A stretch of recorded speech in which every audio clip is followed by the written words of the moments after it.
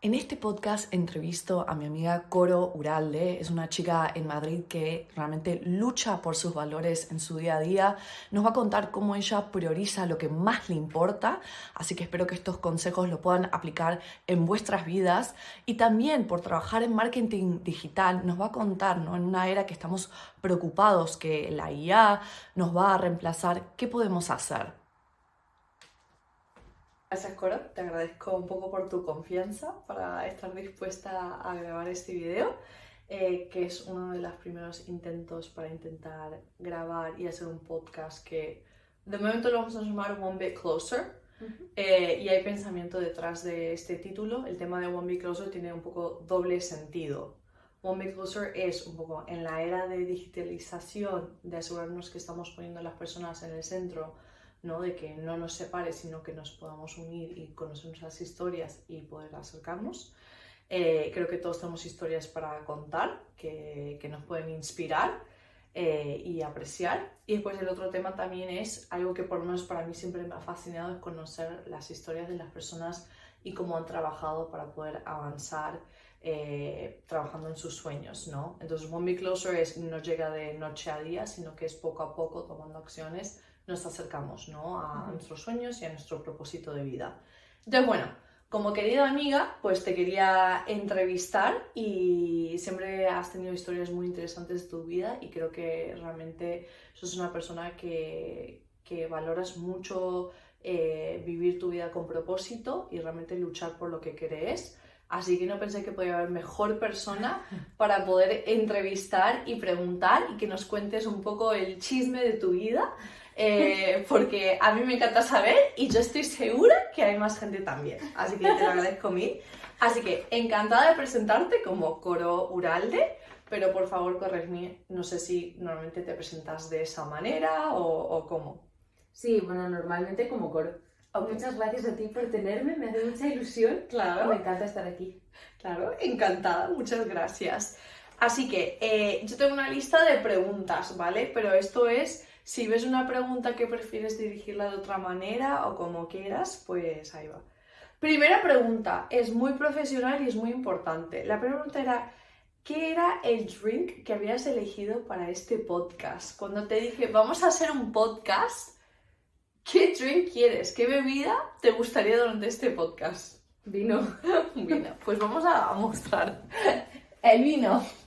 Acá está, como lo ven, es un vino transparente.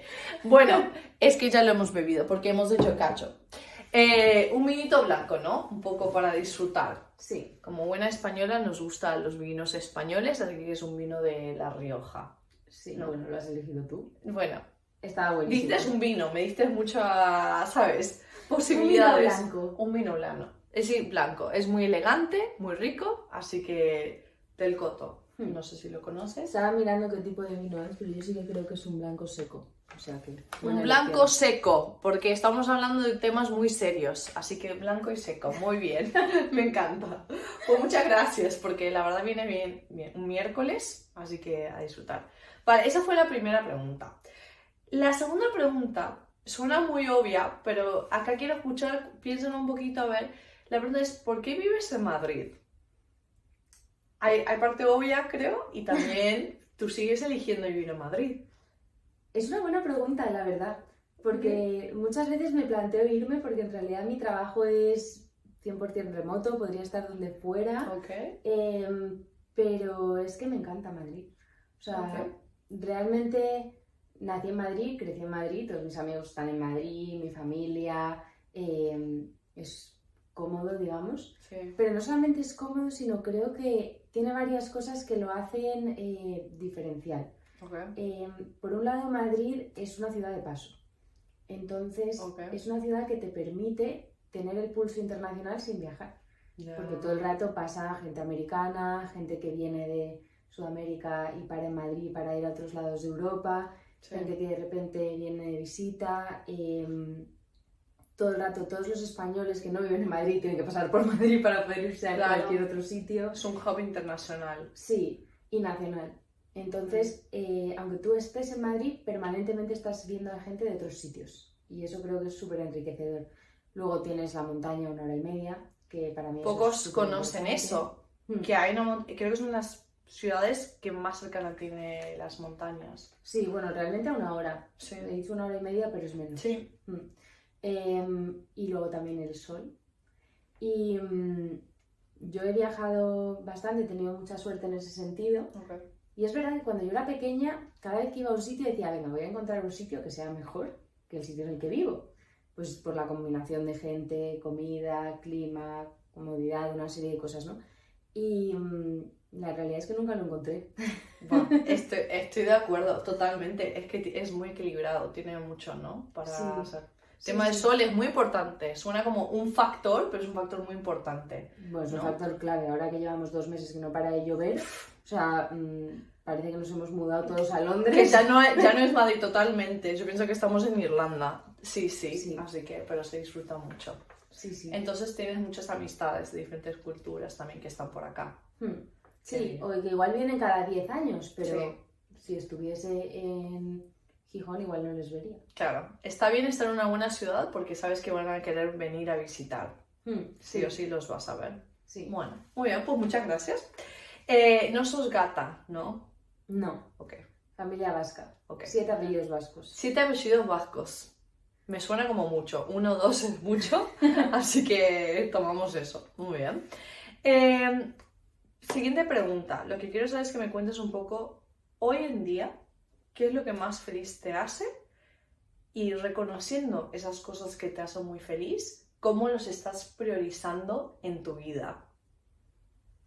Importante. Qué profundo esto.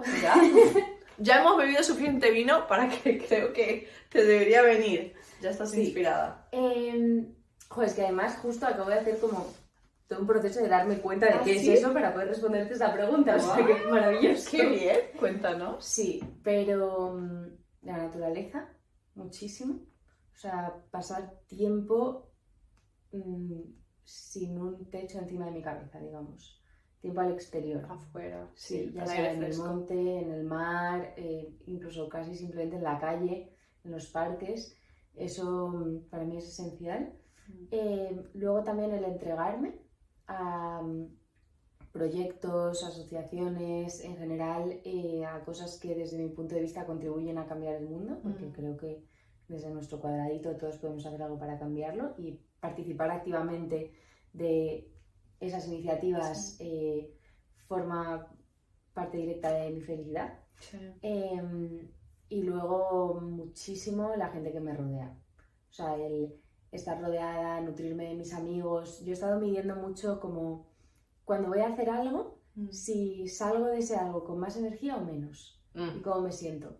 Y realmente tengo la suerte inmensa de tener un círculo de amigos maravilloso y de contactos, gente en general. Sí. Que salgo revitalizada de pasar tiempo con la gente a la que quiero. Entonces yo te diría que son principalmente esas 3 cosas. Sí, estoy muy alineada con eso. El tema de naturaleza es algo que te da mucho y tenemos la suerte de estar muy cerca a las montañas, a la sierra para poder disfrutar. Y quien todavía no está mucho en la naturaleza o sale a caminar, hay que recomendarlo.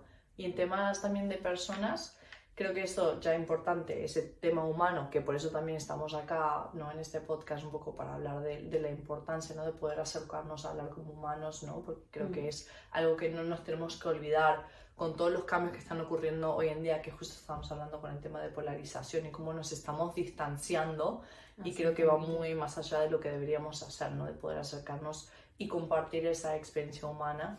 Pero creo que lo que también es importante es reconocer que también te has rodeado de gente que realmente te alegra mucho, porque hay casi 1.000 millones de personas que por ahí no todos te van a encajar bien, pero como que has hecho ese trabajo, ese labor para poder estar rodeado de gente que realmente te hace feliz.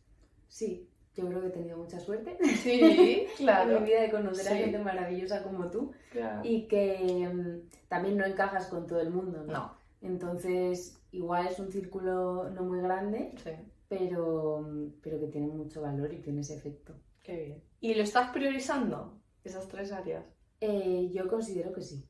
Ok, eso es importante. Sí, sobre todo en ese proceso que hice de entender qué es importante para mí, pues ha habido también una priorización de eso, de decir, vale, o sea, pues mínimo una vez cada mes y medio me tengo que ir a la montaña, independientemente de todo, tengo que sacar tiempo para mis amigos, tengo que estar involucrada en estas cosas que me llenan, aunque hay días que te levantas y sientes como que no marcas la diferencia, ¿no? Que es muy pequeño. Sí.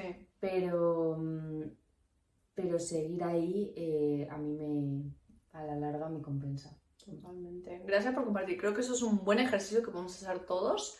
El tema de ver un poco nuestras energías suena un poco hippie, pero ese tema de ver tu día a día y ver dónde más te da felicidad, porque creo que a veces sentimos que, no sé, trabajar en un cierto trabajo nos hace feliz, pero en verdad creo que ir más al detalle de qué de nuestro trabajo nos hace feliz o qué rutina, ¿no?, matutina nos hace muy feliz para asegurarnos que intentamos progresarlo más, ¿no? Sí, qué cosas te energizan, digamos. Totalmente. Algo que también me ha resaltado mucho en nuestra amistad y algo que creo que cualquier persona que te conoce sabe que Coro es realmente una activista, pero una activista en todo lo que quieres de tu vida. Activista de amistades, activista de temas ambientales, que están muy destacadas, ¿no? Pero creo que cualquier cosa que te sientes muy alineada, vas a hacer todo el esfuerzo para poder apoyarlo, pero de una manera proactiva. No suele decir que estás realmente de acuerdo, pero realmente ver cómo puedes aportar a eso. Entonces, me encantaría que nos cuentes un poco de dónde sale ese lado activista tuyo y lo que comentaste que esa es segunda prioridad, ¿no?, que te interesa mucho de poder dar, ¿no?, y participar en esas causas que te interesan. Bueno, en mi caso realmente debo decir que lo he mamado, porque lo he visto en casa. Yo vengo de una familia muy política, con abuelos involucrados en la política, padres activistas, entonces pues como que lo he visto en casa, ¿no? O sea, desde muy pequeña para mí ha sido normal el ver cómo la gente iba a manifestaciones, el ver pancartas, ver chapas, ver eslóganes que se salían de lo normal, ¿no? O sea, yo llegaba a casa y de repente había una hoja encima de la mesa que ponía nucleares no.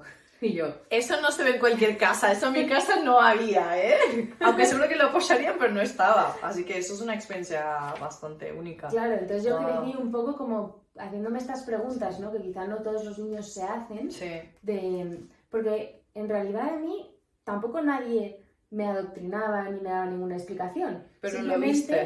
Claro, o sea, de repente pues había una chapa que ponía salvemos las ballenas, salvemos los bosques, no al oleoducto.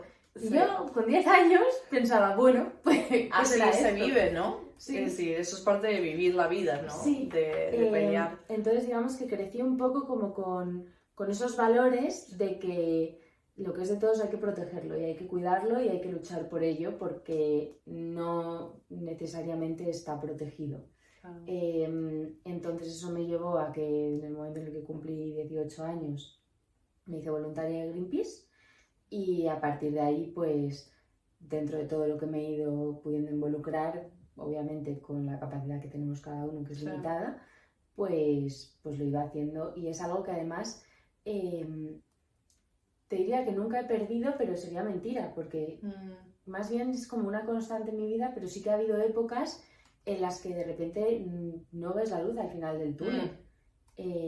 Entonces no es algo que esté garantizado, que siempre vas a tener ganas de pelearlo. Sí, pero que es fácil. Al final, no. Sí, y todo en inglés se dice you see it all rosy, ¿no? Como que todo es rosa y bonito. No, sí, puede ser difícil de ver la luz. Exacto, o sea, hay veces que dices, o sea, ¿para qué estoy dejándome la piel en luchar por algo que igualmente a lo mejor no va a llegar a nada? Y yo podría irme de compras y estar otra cosa y ya está, disfrutar el tiempo que me queda. Claro. Pero a la larga sí que es algo que nunca ha dejado de preocuparme y por lo que siempre he querido estar ahí, a pesar de los momentos como de menos motivación.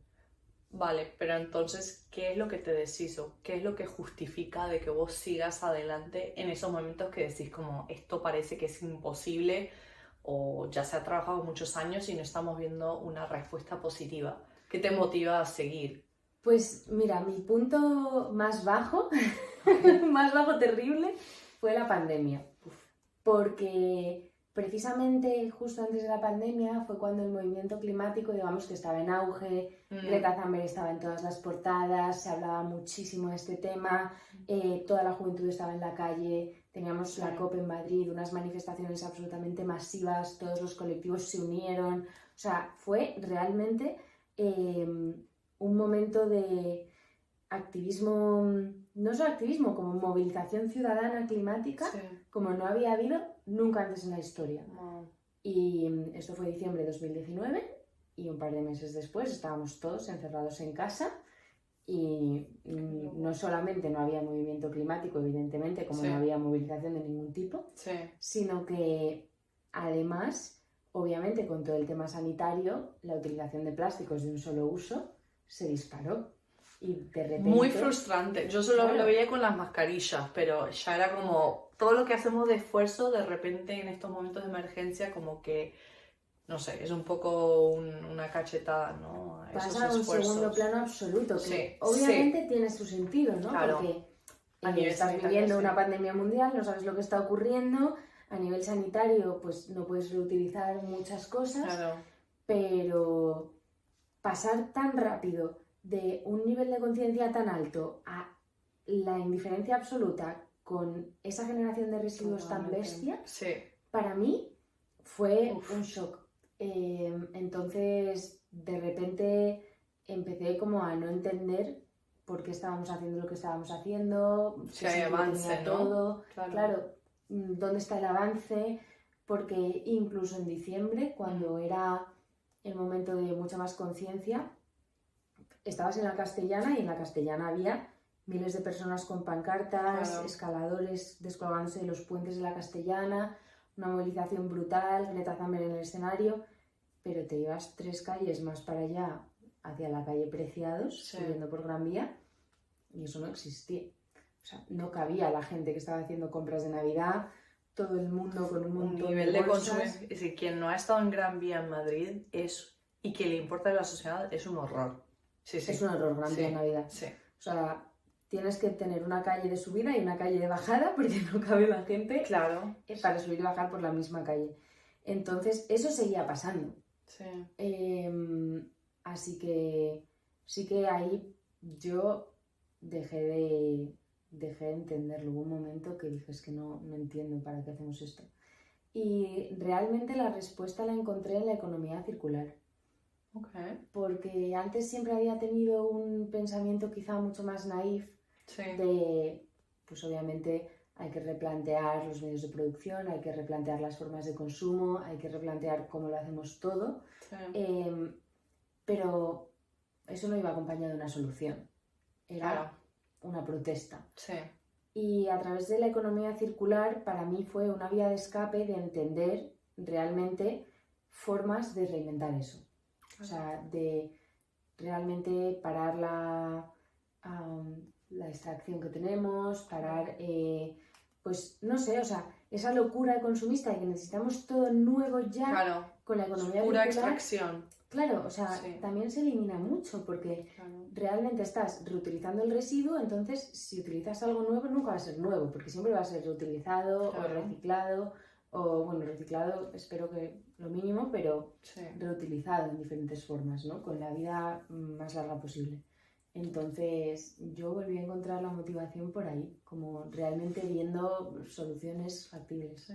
Lo veo un poco, yo diría que no soy experta en temas de economía circular, pero desde donde trabajo eso se trata el tema bastante, y lo veo como una solución bastante realista, que reconoce la economía en la cual estamos, que quiere crecer, pero que intenta realmente desvincularnos, aparte de seguir extrayendo, ¿no? Estos recursos vírgenes, del cual son muy limitados, ¿no? Pero poder seguir, obviamente, hay que producir, hay ciertas necesidades, pero reconociendo que lo que ya hemos extraído se puede seguir reutilizando, ¿no? De otras maneras, repensar un poco lo que ya hemos extraído para mantenerlo dentro de la economía y poder aprovechar, es decir, no es contra la producción, ¿no? Sino de poder realmente valorar y proteger los recursos naturales que tenemos y poder seguir utilizándolos para no tener que extraer de vuelta recursos que no... sea, es que realmente tanto la extracción como la producción en sí dejan de ser necesarias. O sea, tú necesitas otro tipo de producción, pero que produces... O sea, casi como que produces reparación.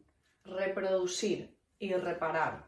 Es otra, es decir, como casi un modelo diferente. Reparar, alargar la vida de lo mismo, pero sí, o sea, hay cosas que tendrás que necesariamente ajustar, reparar, producir utilizando componentes que te vienen de otros sitios, pero cambia completamente lo que tenemos ahora y, por supuesto, también las métricas de crecimiento. O sea, pues si ahora estamos creciendo a unos niveles, la idea es dejar de crecer a esos niveles. Insostenible. Eso es, tú lo has dicho. Sí, esto de comentario un poco nerd de sostenibilidad, pero el tema de los límites planetarios, ¿no? Que el Stockholm Resilience Center habla, ¿no? De cómo el planeta tiene ciertos límites que son procesos naturales del mundo, ¿no? De regeneración también, y que ir más allá de esos límites, pues obviamente causa muchísimos riesgos. Y ya creo que hay 9 límites y ya hemos sobrepasado 7 de ellos. Entonces, más producción es realmente muy insostenible. Hemos ya sobrepasado eso. Sí. ¿No? Y creo que en cifras hay un reporte que es el Global Circularity Report que dice que actualmente podríamos vivir con el 70% de lo que ya producimos, por lo cual ya sobreproducimos de lo que necesitamos, ¿no? Creo que va un poco a eso lo que dices de intentar de ver otras formas también de ver esta economía, ¿no? No de solo producción y producir, sino de ver cómo con ya lo que tenemos, ¿no? En nuestra economía, cómo trabajar eso. Sí, exacto, otras formas de producción y otras formas de consumo. O sea, también de nosotras mismas darnos cuenta de que realmente pues hay mucho de lo que compramos que no nos es necesario. O sea... El que quiere ahorrar, la mayoría de lo que compras no es necesario. Eso creo que es importante. Eso me lo voy a aplicar a mí misma. Es que eso, yo tengo una lista, yo me pongo todo lo que quiero, me lo pongo en una lista, porque es que si no, hay esa tentación de que te apetece comprar algo nuevo, entonces de tenerlos en la lista. Y había leído un dato que decía de que el 80% de lo que compra un ciudadano en un año, al final lo tiras. Es decir, piensa que solo te quedas con el 20% de lo que compras en un año. Es decir, entonces realmente no te hace falta la gran mayoría de todo lo que compras. Entonces creo que es un ejercicio que tenemos que hacer, ¿no? En su día a día. Sí, sobre todo lo que has dicho tú de esperar. Claro. En un momento dado piensas, quiero algo, pues el mejor truco que hay es esperar, darte unos días, y si dentro de unos días sigues queriéndolo o necesitándolo, entonces puede ser. Sí. Pero yo lo hago siempre y el 80% de las cosas que digo lo quiero, en realidad no. Sí. Y esto va a un tema más psicológico que podemos hablar, ¿no? De ese tema de que sentimos que tenemos que un poco satisfacer alguna necesidad comprando cosas, ¿no? Que así funciona un poco el consumerismo, que creo que es muy interesante ese tema. Así que economía circular es un poco lo que tenemos que estudiar más, ¿no? Para trabajar. ¿Estás trabajando en eso? Muchas cosas, pero a mí lo que me motiva es eso. Es lo que más te apasiona, un poco que Burning Desire. ¿Estás trabajando en este tema de economía circular en tu día a día? No exactamente, en realidad, bueno, es que yo como estoy en varios proyectos, sí que hay alguno que está más relacionado con la economía circular. Vale. Estoy en AMES, la Asociación de Moda Sostenible, Asociación Española de Moda Ética y Sostenible, que básicamente trabajamos porque la moda sea más circular, más responsable, de proximidad, con materiales naturales, o sea, una serie de un marco básico, que eso diría que es lo que está más relacionado con el tema de la economía circular. Trabajamos mucho dentro de lo que hacemos, contra el colonialismo textil, que es toda esa exportación de residuos textiles a otros países en concepto de ropa para ellos que ya no queremos, pero en realidad es ropa inservible. Que nunca he escuchado ese término. Sí, creo que conozco el concepto, ¿no? De que pensamos que pues alguien va a querer esa ropa, ¿no? Lo mandamos a África o algo, pero es el término colonialismo textil. Sí. Vale, o sea, que no te quiero dar el dato porque te lo voy a dar mal, pero el porcentaje de ropa realmente utilizable de todo lo que se manda es ínfimo. Sí, entonces, que cuando llega la gente tampoco quiere esta ropa no es que de no mala quieran, calidad. Es ropa que está rota, que está sucia, que está, o sea, está realmente inutilizable. Entonces, pues eso es algo con lo que pues, hay que trabajar también y hay que verlo y hay que atacarlo y combatirlo. Aparte de eso, desde Greenpeace evidentemente se hace mucho trabajo por la economía circular a muchos niveles, pero yo ahí estoy involucrada de una forma probablemente más voluntaria. Ok. Entonces, no quiero apropiarme de todo el trabajo de la gente que está en Greenpeace realmente haciendo esto. Pero participa. Sino que yo lo apoyo con mi granito de arena. Y después de los otros proyectos en los que estoy, no tanto, porque uno está muy relacionado con la cultura y con el construir en comunidad, que es lo que decíamos antes, ¿no? Del estar personas cara a cara, juntas, mirando hacia un futuro diferente, que eso sería la imprenta. Y lo otro es temas de responsible sourcing y cómo ayudar a las empresas a que vean que su cadena de valor realmente pues no infringe los derechos humanos y una serie de estándares básicos. Bueno, temas muy pesados. Trabajando con empresas sé que hay regulaciones que han estado empujando, ¿no? Para que las empresas tengan una mejor idea, ¿no? De a lo largo de la cadena de valor qué está ocurriendo, ¿no? Y que esas empresas que conocemos más grandes, no voy a nombrar empresas, pero que seguramente ustedes compran a día, esa ropa o productos, que esas empresas también tomen responsabilidad para asegurarse que de donde compran a empresas que por ahí son más vulnerables, ¿no? Que por ahí no tienen tantos recursos, pues intentar también de tomar acción para poder protegerlas, hasta cuales que hay ciertas políticas para ello, ¿no? Sí, pero efectivamente, que sepas que lo que el proveedor del proveedor del proveedor de tu proveedor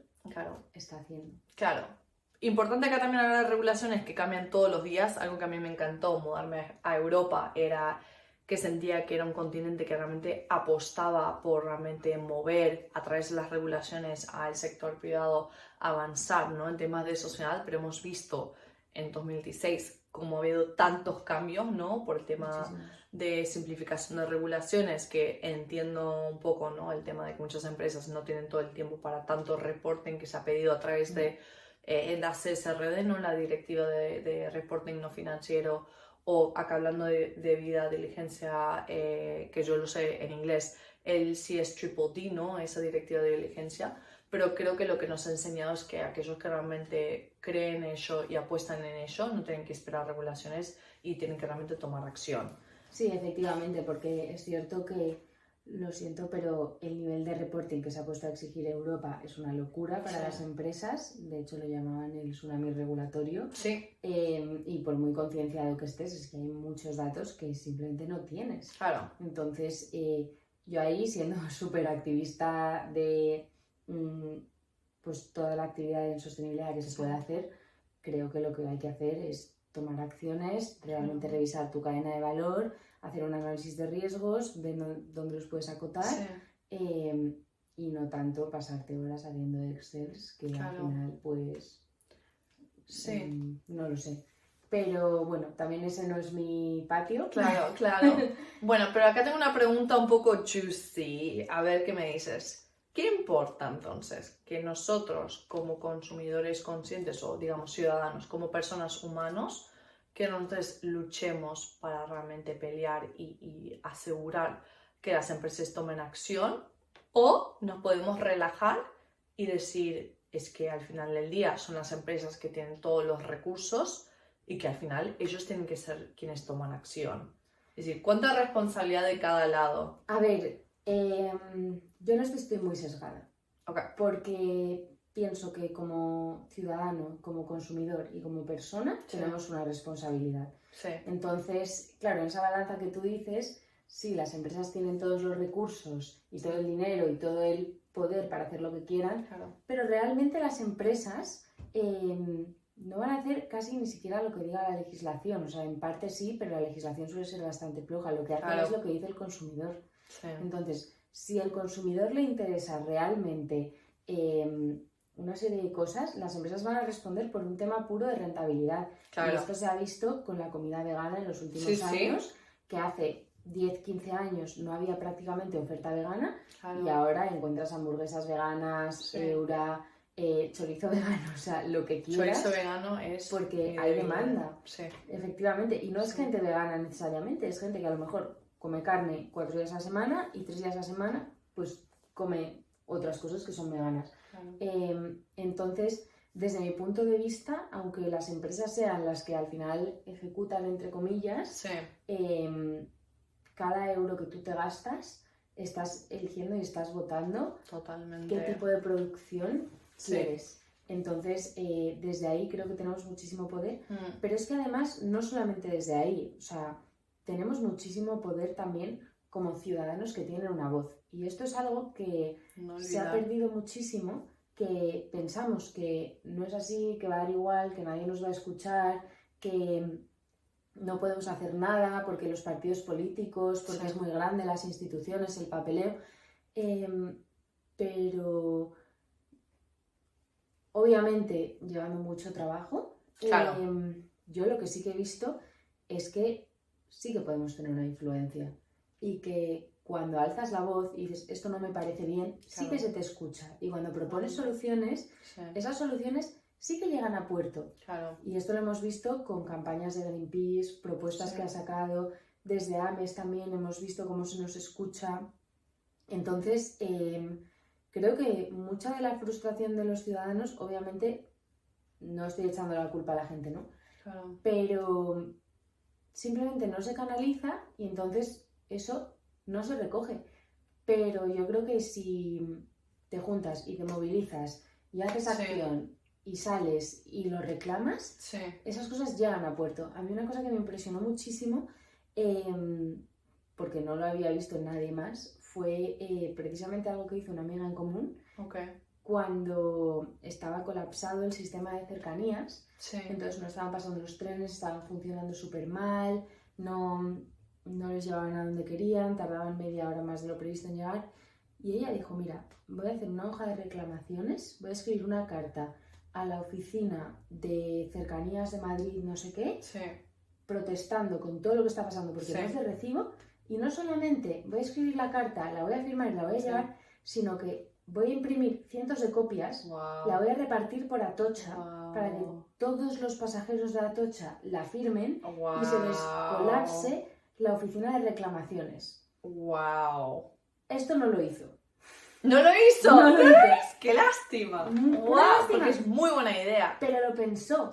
Y es que, ¿a cuánta gente conoces a día de hoy que piensa estas cosas? Totalmente. Y que diga, voy a tumbar la oficina de reclamaciones de cercanías de Madrid hoy? Claro, que no piensan que sería posible. Es decir, pero creo que ahí lo que es como es una idea individual de esta persona, pero lo que dijiste es esa parte, no, cuando nos juntamos con las personas a nivel colectivo, hay muchísimo poder, ¿no? Es que tenemos una fuerza increíble, pero no la canalizamos porque pensamos que no la tenemos. Y ese es el verdadero drama. Claro, pero hemos visto a lo largo de la historia que siempre cuando realmente nos juntamos, y sí, hay cierta pelea en eso, pero que tanto los gobiernos como las empresas al final escuchan.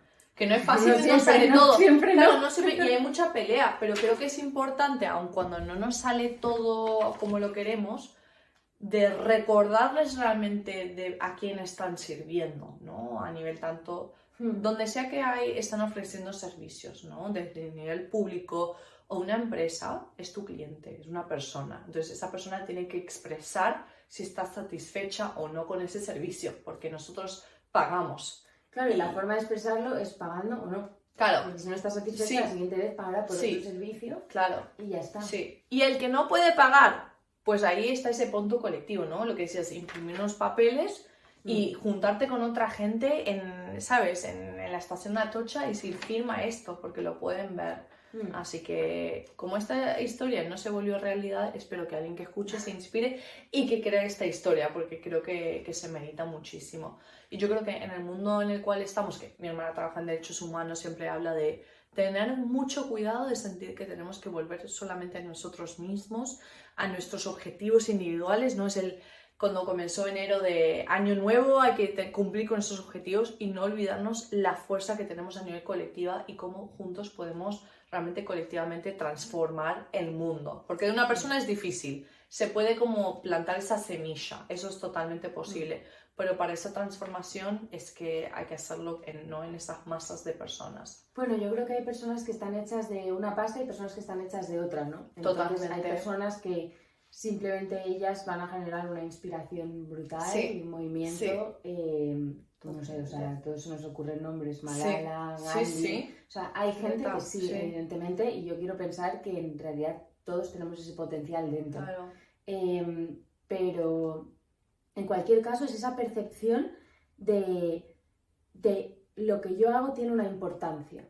Claro. Entonces, cualquier decisión que tú tomas, voy a ir a trabajar andando, o voy a ir en bici, o voy a ir en autobús, o voy a ir en coche, eso ya tiene cierto impacto. Voy a comprarme estos vaqueros, no me los voy a comprar, voy a reutilizar unos, voy a cogerlos a mi prima, los voy a comprar de segunda mano, me los voy a comprar en una tienda, ¿en qué tienda me los voy a comprar? Claro. O sea, todo eso que a día de hoy no le damos ninguna importancia, sí que la tiene. Porque no solamente la tiene a nivel de tú como persona, el impacto que estás teniendo, los cuidados que estás generando, sino toda la gente alrededor que te está viendo, que les estás inspirando también. Total.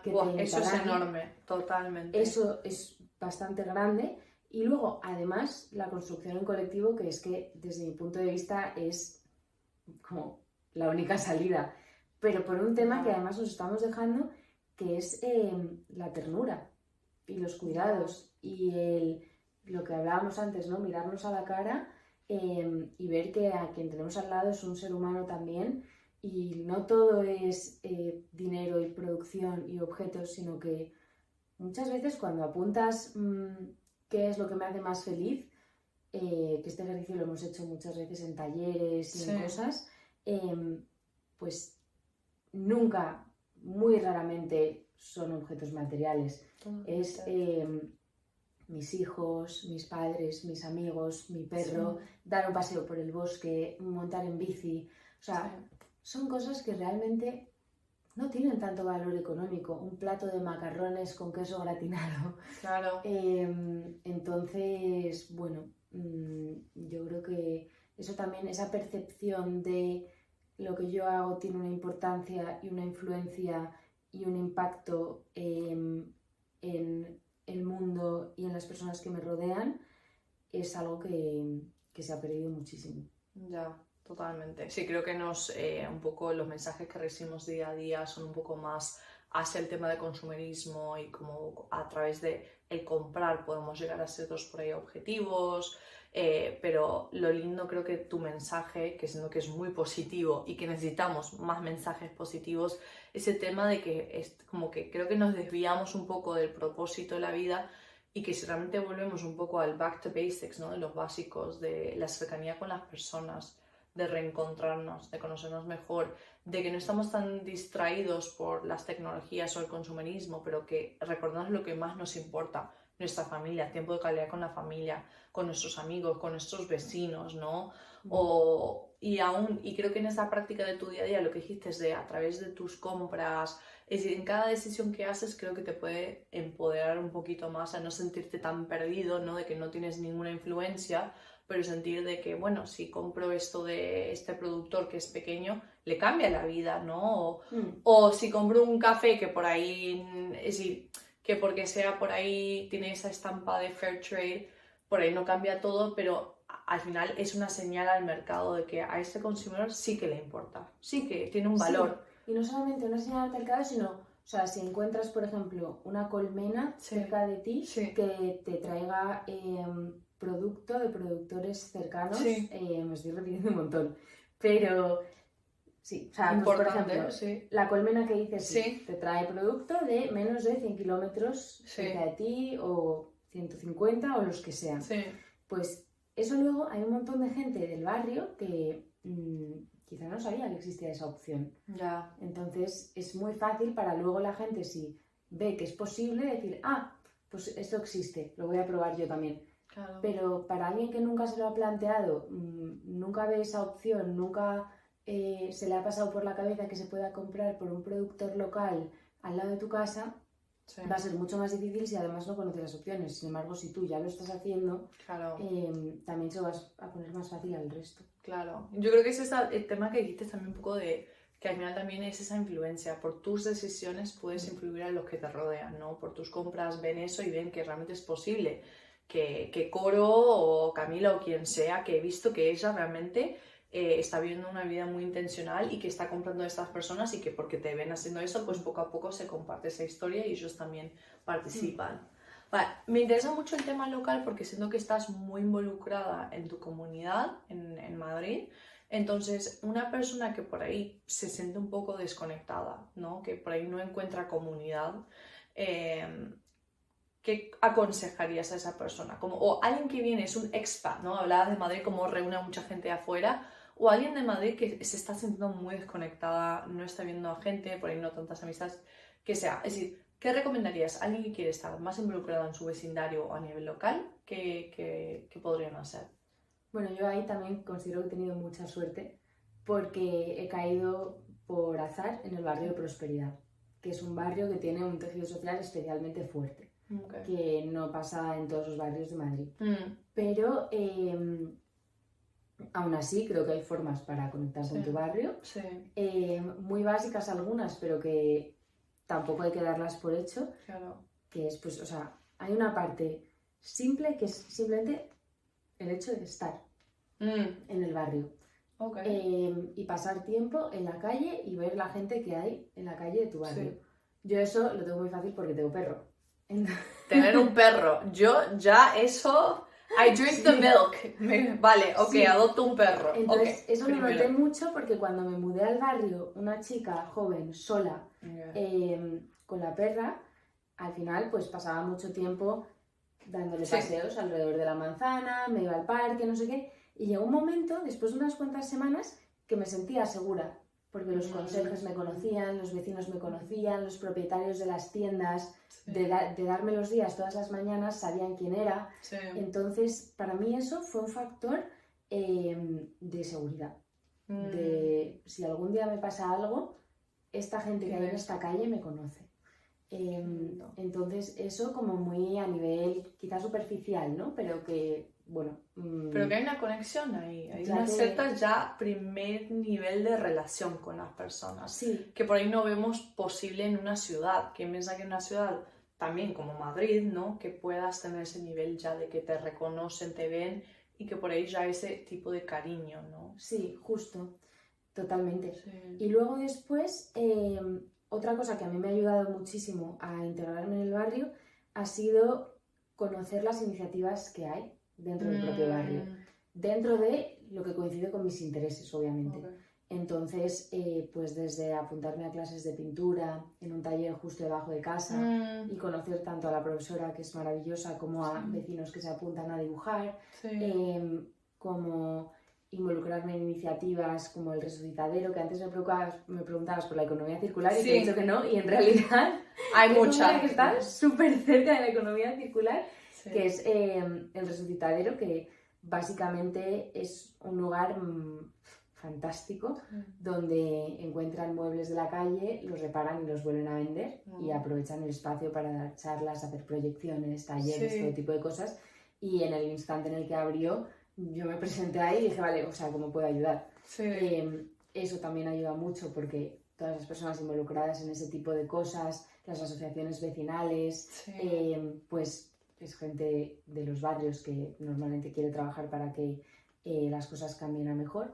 También lo que mencionaba antes, por ejemplo, de la colmena, que hay prácticamente en cada barrio, pues el acercarte cada semana a recoger tus verduras, tus frutas, que es un paseo de 5 o 10 minutos, qué sé yo, ya estás yendo a un sitio donde vas a conocer a más gente del barrio, incluso gente que va también a recoger sus verduras, y eso también te ayuda.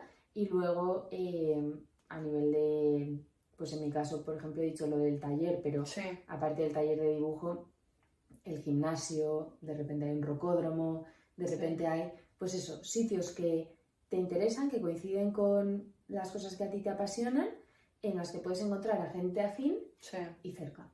Y yo a raíz de eso, la verdad que he hecho un montón de amigos. Qué lindo, en tu propio vecindario. Y eso que creo que también es encontrar tus intereses y compartir también valores, ¿no? Con tus vecinos, es decir, apoyar a sus proyectos, pero también porque a ti te interesa, ¿no? Y realmente apuestas por ello. y bueno, poco a poco vas construyendo esa comunidad. Así que yo ya soy fan de Prosperidad, ya he visto muchos negocios que me interesan un montón.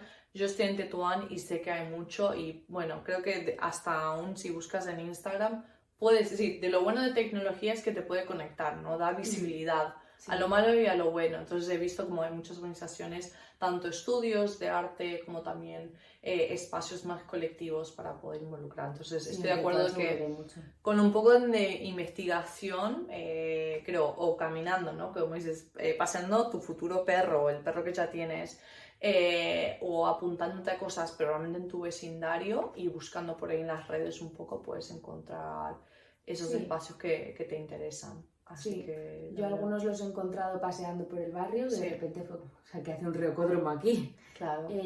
O por redes también, o también cuando conoces a algunas personas luego te lo mandan. Depende, pero vamos, hay mil formas de enterarse. Una vez estás mirando integrado en el barrio, pues te enteras.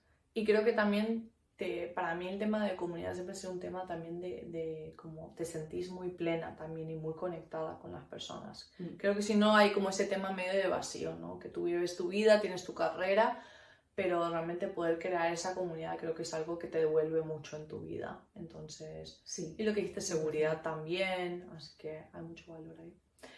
A ver, Coro, yo tengo muchas más preguntas, pero creo que como primer podcast lo vamos a dejar algunas. Entonces, creo que voy a terminar con 2 preguntas. Y la primera me interesa en preguntarte qué es lo que te gustaría poder conseguir en los siguientes 5 o 10 años, ¿no? ¿Qué te gustaría poder realizar en tu vida o ver en tu vida? Esto sí que no lo había preparado. ¿A que sí? ¿A que sí? Ni siquiera en mi vida personal. ¿Te sale algo? Sí, bueno, claro que me sale, porque yo tengo áreas de mejora a punta pala, entonces mejorar mucho.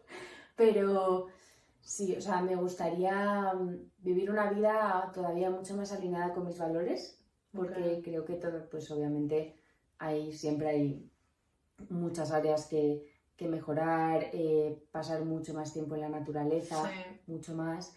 Me gustaría haber aprendido a decir que no a muchos planes, que es algo que estoy aprendiendo a estar conmigo, que no es lo mismo que estar sola. Claro.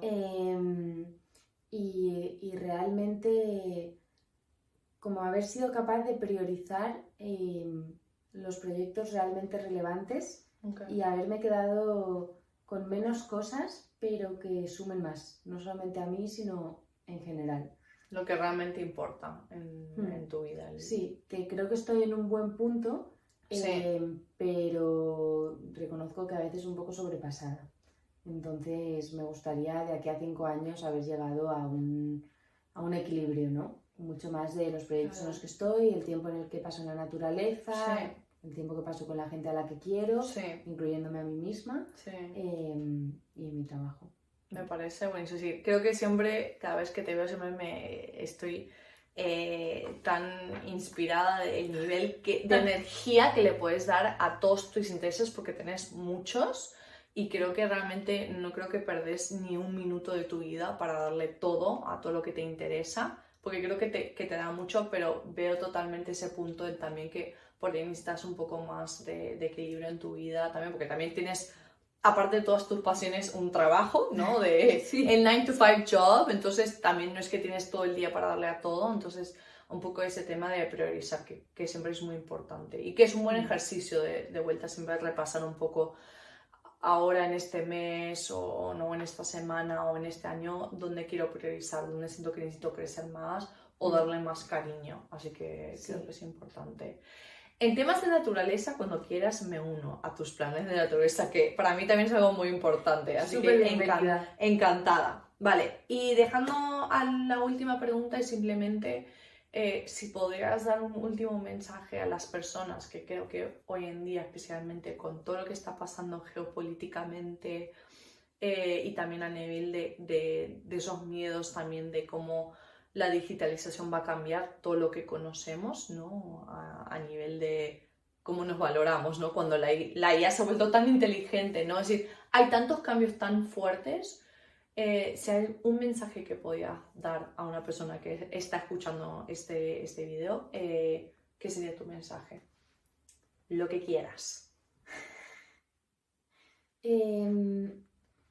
Pues yo creo que realmente, o sea, probablemente, no sé dónde sale esto, porque no, vale. No es algo que haya pensado mucho, pero con lo que has dicho de la IA, lo que me sale es decir que no, que quien sea que nos esté escuchando, incluyéndonos a nosotras, sí. que no perdamos nuestra esencia. Porque siento que muchas veces con la inteligencia artificial es muy fácil directamente soltar nuestras peticiones, pedirle, oye, escríbeme un mail, escríbeme no sé qué, ¿qué opinas de esto? ¿Qué opinas del otro? Y utilizar como esa forma de expresarse, ese criterio que por otro lado es un criterio inexistente. Sí. Como diluirnos mucho en lo que nos pueda dar como resultado esa inteligencia artificial. Entonces, creo que mi consejo sería el mantener mucho el criterio propio, el pensamiento, el saber hacia dónde vamos, por qué vamos hacia eso y el cuidar a la gente que tenemos alrededor. Claro. Y lo que decíamos antes de la ternura, el cariño, el ver al otro y el ver que lo que hacemos es muy importante, aunque nos creamos que no. Totalmente, sí, de acuerdo con ese toque humano que es tan importante, no olvidarnos de eso que es lo que nos da vida, básicamente. Y me encanta eso, que lo voy a aplicar mucho el tema de la esencia, de no olvidar de tu esencia. Yo creo que nos pasa a todos de que ponemos un query, ¿no? O ponemos algo en ChatGPT y que sale y es como, es que no lo podría haber hecho mejor. Pero creo que ahí falta ese tema de que te falta tu esencia, ¿no? Y es que entonces fácilmente todos vamos a sonar exactamente lo mismo. Entonces ese tema de tu esencia o que, no sé, creo que branding suena un poco feo, pero diga tu esencia, ¿no? Tú como persona, desde tu punto de criterio, por toda la experiencia que has tenido de trabajo, de como humano en este planeta, de poder asegurarte que puedes, no diría no utilizar, ¿no? Estas herramientas, pero asegurar que tu presencia está ahí, ¿no? Y de utilizarla y no olvidarla. Te sirven, que no te sustituyen, sino que realmente te están sirviendo para aportarte. Totalmente. Porque evidentemente aportan mucho, pero desde mi punto de vista a unos niveles puramente administrativos. Claro, totalmente. Pues muchas gracias, un consejo muy práctico y que también muchas gracias por poder comunicar un poco cómo has estado viviendo tu vida y lo que te apasiona. Y creo que son mensajes que a mí por lo menos me toca mucho en el día a día, cuando creo que a veces como que nos apaga un poco ese tema, ¿no? De escuchar las guerras que están ocurriendo, donde los gobiernos están priorizando, que a veces se siente que las personas no están siendo puestas en el centro de todo lo que hacemos. Creo que nos recordas un poco el tema de acordar quiénes somos, qué nos importa y en nuestro día a día recordarnos de eso y tomar acción, ¿no? Para poder avanzar en ello. Así que... Pues me alegro muchísimo. Sí. Yo, quien haya querido escuchar, pues encantada de poder compartir siempre si sirve. Espero que muchos. Gracias, Cora, te lo agradezco mucho. Y muchas gracias a cualquier persona que está escuchando. Lo agradecemos.